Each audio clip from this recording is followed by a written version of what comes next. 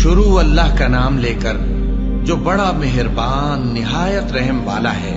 اے پیغمبر صلی اللہ علیہ وآلہ وسلم، لوگوں سے کہہ دو کہ میرے پاس وحی آئی ہے کہ جنوں کی ایک جماعت نے اس کتاب کو سنا تو کہنے لگے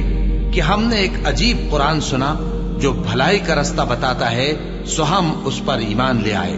اور ہم اپنے پروردگار کے ساتھ کسی کو شریک نہیں بنائیں گے، اور یہ کہ ہمارے پروردگار کی شان بہت بلند ہے، وہ نہ بیوی رکھتا ہے نہ اولاد، اور یہ کہ ہم میں سے کوئی بے وقوف اللہ کے بارے میں جھوٹ گھڑتا ہے، اور ہمارا یہ خیال تھا کہ انسان اور جن اللہ کی نسبت جھوٹ نہیں بولیں گے، اور یہ کہ بعض بنی آدم بعض جنات کی پناہ لیا کرتے تھے تو اس سے ان کی سرکشی اور بڑھ گئی تھی، اور یہ کہ ان کا بھی یہی اعتقاد تھا جس طرح تمہارا تھا کہ اللہ کسی کو نہیں زندہ کرے گا، اور یہ کہ ہم نے آسمان کو ٹٹولا تو اس کو مضبوط چوکیداروں اور انگاروں سے بھرا ہوا پایا، اور یہ کہ پہلے ہم وہاں بہت سے مقامات پر فرشتوں کی باتیں سننے کے لیے بیٹھا کرتے تھے، اب کوئی سننا چاہے تو اپنے لیے انگارہ تیار پاتا ہے، اور یہ کہ ہمیں معلوم نہیں کہ اس سے اہل زمین کے ساتھ برائی مقصود ہے یا ان کے پروردگار نے ان کی بھلائی کا ارادہ فرمایا ہے، اور یہ کہ ہم میں بعض نیک ہیں اور بعض دوسری طرح کے، ہمارے کئی طرح کے مذہب ہیں، اور یہ کہ ہم نے سمجھ لیا ہے کہ ہم زمین میں خواہ کہیں ہوں اللہ کو ہرا نہیں سکتے اور نہ بھاگ کر اس کو تھکا سکتے ہیں، اور جب ہم نے ہدایت کی کتاب سنی اس پر ایمان لے آئے، سو جو شخص اپنے پروردگار پر ایمان لاتا ہے تو اس کو نہ نقصان کا خوف ہے نہ کسی طرح کے ظلم کا، اور یہ کہ ہم میں بعض فرما بردار ہیں اور بعض نافرمان ہیں، تو جو فرما بردار ہوئے وہ سیدھے رستے پر چلے، اور جو نافرمان ہوئے وہ دوزخ کا ایندھن بنے۔ اور اے پیغمبر صلی اللہ علیہ وآلہ وسلم،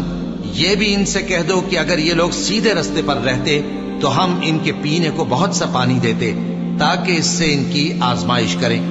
اور جو شخص اپنے پروردگار کی یاد سے منہ پھیرے گا وہ اس کو سخت عذاب میں داخل کرے گا، اور یہ کہ مسجدیں خاص اللہ کی ہے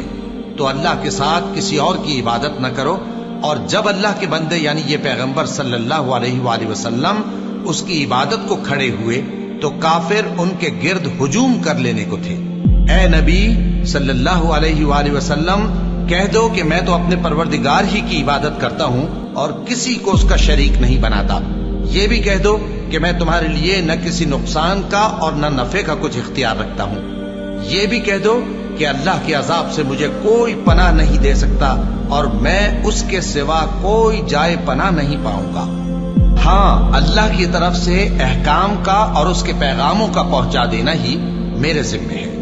اور جو شخص اللہ اور اس کے پیغمبر کی نافرمانی کرے گا تو ایسوں کے لیے جہنم کی آگ ہے،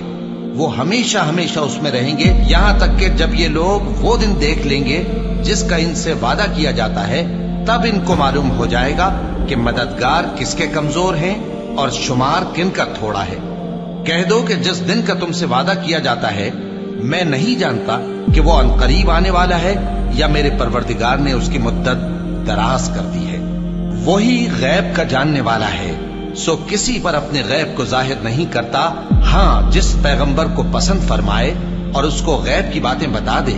تو اس کے آگے اور پیچھے نگہبان مقرر کر دیتا ہے تاکہ معلوم فرمائے کہ انہوں نے اپنے پروردگار کے پیغام پہنچا دیے ہیں، اور یوں تو اس نے ان کی سب چیزوں کا ہر طرف سے احاطہ کر رکھا ہے اور ایک ایک چیز گن رکھی ہے۔